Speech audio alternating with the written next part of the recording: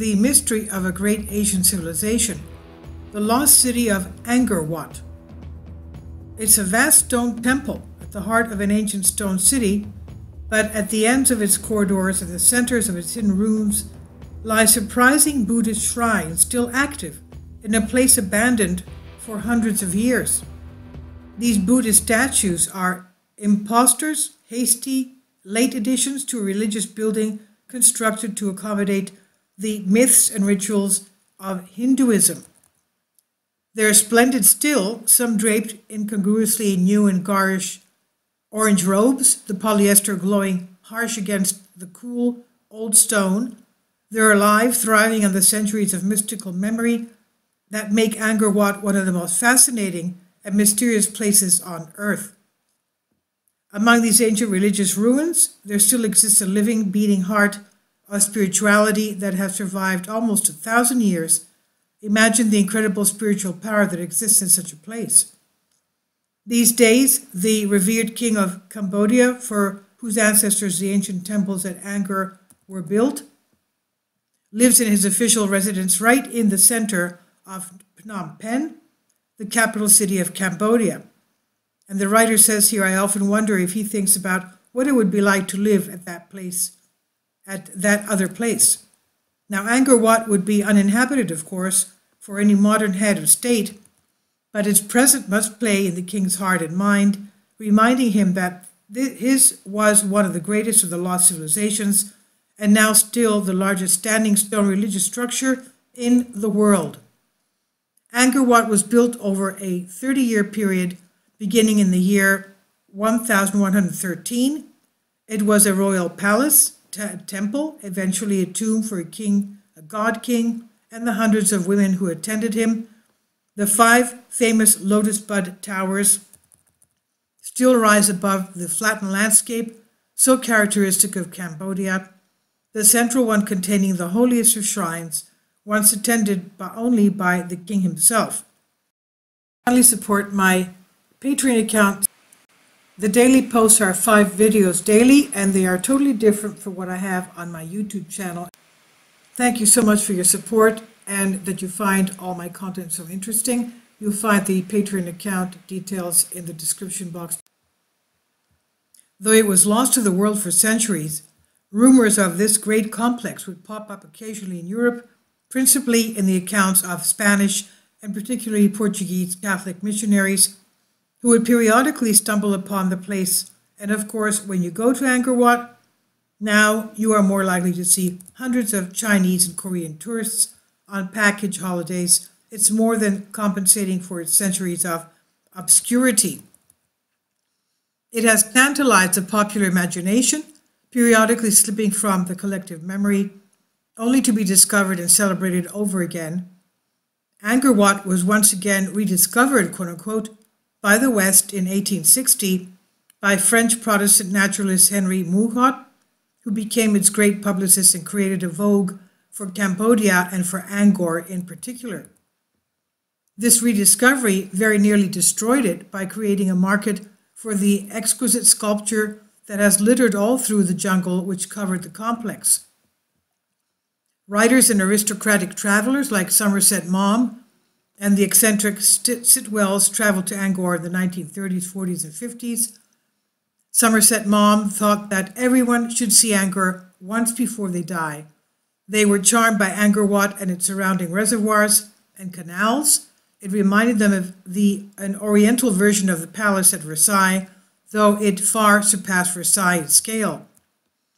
The temple has been plundered over the centuries, and much of its best statuary is now in collections all over the world, as well as in places like the National Museum of Cambodia, an astounding institution, probably one of the best in the world, in an exquisitely designed building.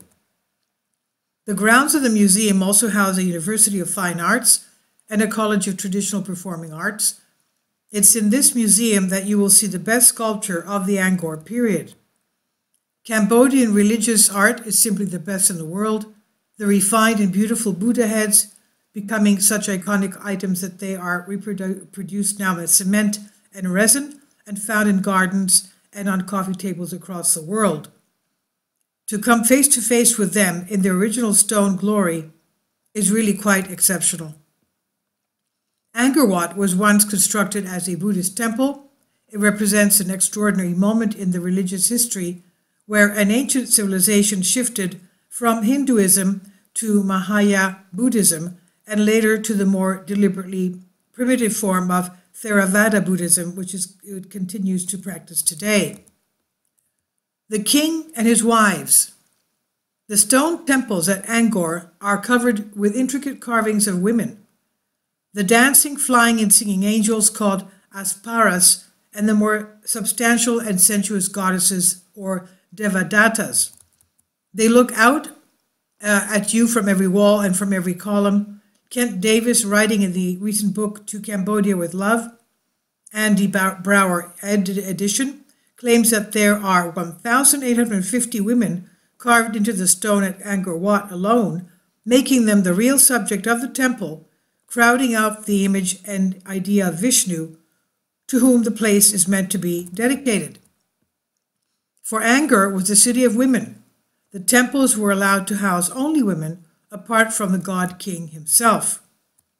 He had hundreds of wives, plus attendants and staff, and the sacred court musicians and dancers.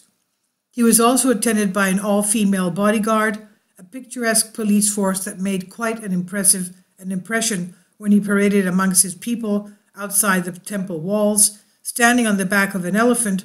It's said that these carvings are in fact portraits of the very women who lived there, and certainly each is different and quite unique. They are imbued with clothing and jewelry and attitudes that are quite individual.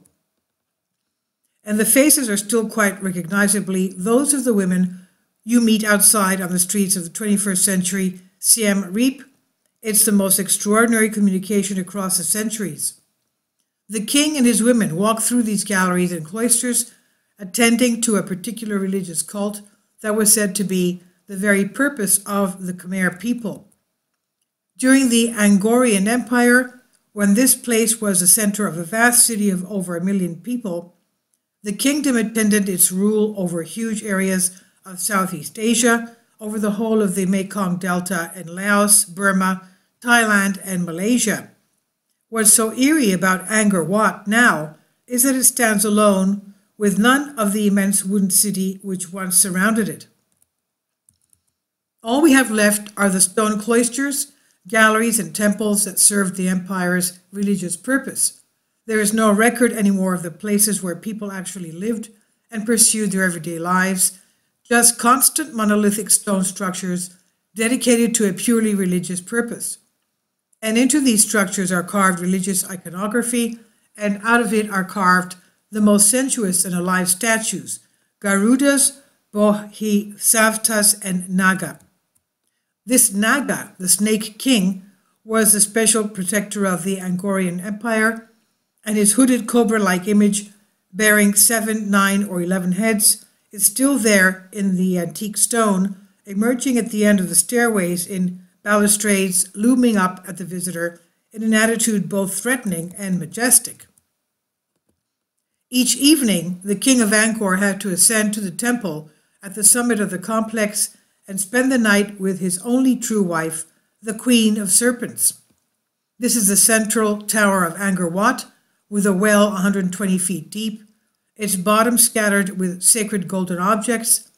He was locked into the holiest of shrines each night of his life to consummate his supernatural relationship. If the Queen of Serpents were not to appear, the king was doomed to die the next day. And if the king did not appear, then the Khmer kingdom would be destroyed and the world would end. This was the mythology of the Khmer people and the reason behind their great stone city. They saw themselves as the creators of humanity and the keepers of humanity's secrets.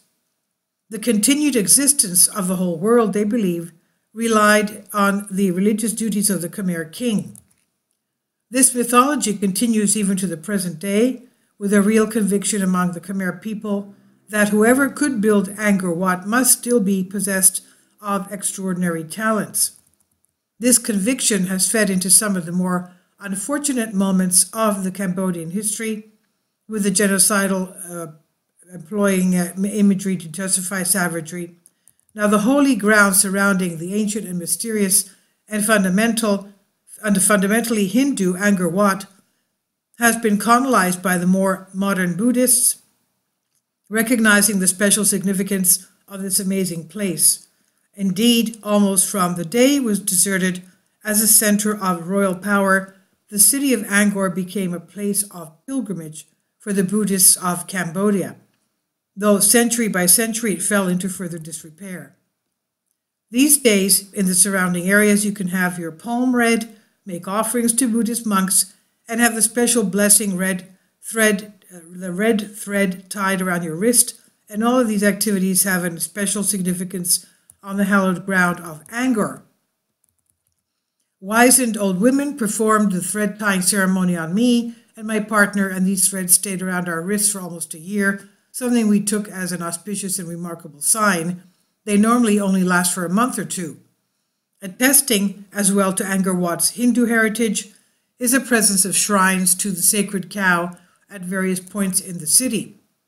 These shrines are still recognized as holy by the local people, though they have no real understanding of why this is so, and Cambodian Buddhist culture has no taboo surrounding the eating of cows. The amazing construction of the temple. So who built this place? The king Suryavarman II built Angkor Wat as a Hindu temple dedicated to Vishnu in a recreation of the mythical holy mountain of Meru. He was said to be the descendant of an intrepid Hindu family that had managed to conquer vast swaths of Asia. This included the island of Java, where a relative built the extraordinary temple of Borobudur, another evocation of Mount Meru, though on far less grand a scale than Angkor Wat. The glory of the Angkor Wat period was short-lived, having been completed in 1150. It was sacked by the sister Hindu kingdom of Cham in modern-day central Vietnam in 1177. In the 19th century, when Henry Muhat asked the locals how it was built, they were as mystified about its origins as he was. They suggested that it was self-created, somehow emerging entirely perfect from the jungle floor. At this point in history, the Cambodian people had forgotten the greatness of their empire. Some others thought that it had been created through magical intervention, that such a feat of construction was impossible given the technology of the time. Maverick historian Graham Hancock believes the temples mirror the constellation Dracos, as it would have been seen some 12,000 years ago, so that they in fact map out an even more ancient, and perhaps even extraterrestrial, set of astronomical records. Many have hinted that Angkor contains wisdom that is Atlantean in its origins. The lost civilization archetype is at its most powerful in this place because it provides such solid and inexplicable evidence of technology, sophistication, and architectural complexity seemingly out of its time. It's no accident that it's called to so many people from across the world. Angkor is a point of power, and to be amongst it is to feel a connection that cannot be described or defined. Others still wondered if it was constructed by a prehistoric race of giants who embodied the perfection of the Khmer nation. This last theory still has some currency today, with one of my smart young university-educated friends in Phnom Penh confessing to me that he was sure the Khmer had once been giants. Giants and demons make up the balustrades of the stone bridges in Angkor, representing the act of the churning of the ocean of milk, the fundamental creation myth of Hinduism, and a central idea behind the architecture of Angkor Wat. The temples are surrounded by still functioning reservoirs, artificial lakes, and ornamental pools. These served not a particular purpose, as the earlier French archaeologists supposed, but a religious and symbolic purpose. Australian-Cambodian expert Milton Osborne explains it best in his book, The Mekong. He says, symbolically, the water that surrounded the temples represented the seas of the Hindu universe, just as the towers of the temples were evocations of Mount Meru, the sacred mountain at the center of the universe. End quote. Such incredible complexity exists in the antique cityscape. The average tourist is almost entirely unaware of the sacred intent of the ground on which they wander. As might be expected in such an ancient, mysterious, and palpably spiritual place, there is much talk of prophecies found etched in the stones of Angkor, and monks and magicians are all privy to these tales, all of which hinge on the destruction of Cambodia and the eventual return to the power of the Khmer on the global stage. The prophecies are quite spooky in their prescience, though perhaps they speak more to the agony of the powerless and impoverished nation destroyed by war and internal conflict. Certainly they are shared at drunken gatherings of men all over Cambodia. It's written in Angkor, they say, "One day we shall be great again." The man who restored the Angkorian Empire to greatness was Jayavarman VII, descendant of the man who constructed Angkor Wat. He led Cambodia during his very brief period in the sun and remains a great hero to the Cambodian people, the epitome of the God King. He is so much still revered that they are making a new movie about him featuring Khmer martial arts and muscular movie star playing the king. The real truth is probably Jayavarman VII was a recluse who rarely left his temple at Bayon and was said to have leprosy as well. Nonetheless, he seems to have been a strong, capable leader, and he got rid of the invading Chams in 1181. That's when he built the enigmatic Bayon Temple, which has his own face carved into dozens of towers scattered at random around the temple. The king rendered himself not just as the supreme ruler and representative of the Godhead, but also as the Bodhisattva Lokesvara, thereby combining in his person the multiple religious currents of the Khmer. There's something, as well, supremely human in these heads, so perfectly created throughout the complex. The full lips and plump cheeks are beautiful and speak of gentleness rather than fear, of contemplation rather than exertion. I'm always delighted to be in the presence of this enormous cosmic friend, no matter how many hundreds of elderly Korean ladies might be pushing past me in the hot sun. That is the connection between the ruler and his people, perhaps all people. We respond to majesty and recognize its presence and its guiding hand, even across the division of ages. After he died in 1218, the Khmer Empire began to slow and sad decline, from which it's only now beginning to rescue itself. From the 17th century, the Khmer Empire began to spiral downwards, ceding vast amounts of territory to Thailand and Vietnam, including the whole of what we now know as southern Vietnam, including the city of Saigon, which the Khmer called Pre Nakor, and still do if you ask them. In 1865, Cambodia became a French protectorate. The legacy of Khmer Empire. The Khmer Empire is responsible for so much of what we recognize as Southeast Asian culture, including many of the things we normally attribute to Thailand, such as Thai boxing, Thai dancing. Even the Thai script is derived from Khmer, which was itself derived from Sanskrit. The traditional story of the Ramayana, though considerably changed in its Cambodian version, is carved on kilometers of stone panels in Angkor Wat, said to contain 18,000 to 20,000 carved figures. The women of the temple spent much of their time recreating the stories in sacred dance. This dance has survived quite miraculously, through its patronage, and these days is performed once again on the terraces of the temples of Angkor. Cambodia is still a very poor place. It has suffered the effects of war and disastrous Khmer Rouge years. Angkor Wat is its jewel, glorious and majestic still, and the Khmer people are justly proud of it. In our enthusiasm for this ancient site, it's important that we not glamorize the poverty that still blights the nation, or more subtle still, spiritualizes it. The Cambodian people struggle to exist, and it's a country of immense poverty and injustice. But there exists as well a great continued interest in the traditional arts, the arts that you can see being practiced on the 900-year-old carved stones of Angkor. And Angkor Wat is no longer the center of political power in modern Cambodia. The capital city is Phnom Penh, 315 kilometers to the southeast.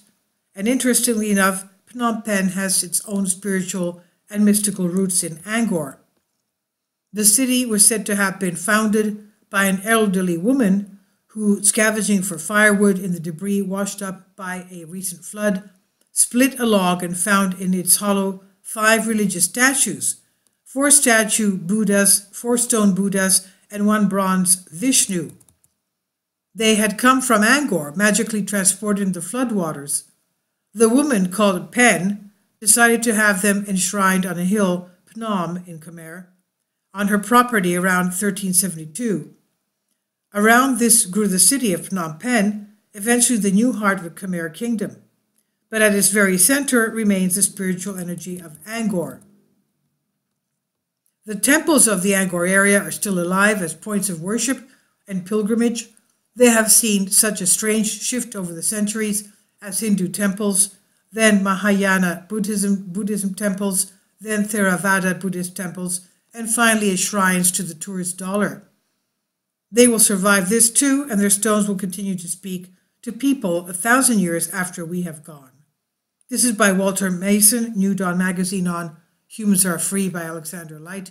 Please leave your comments, and thank you for your support.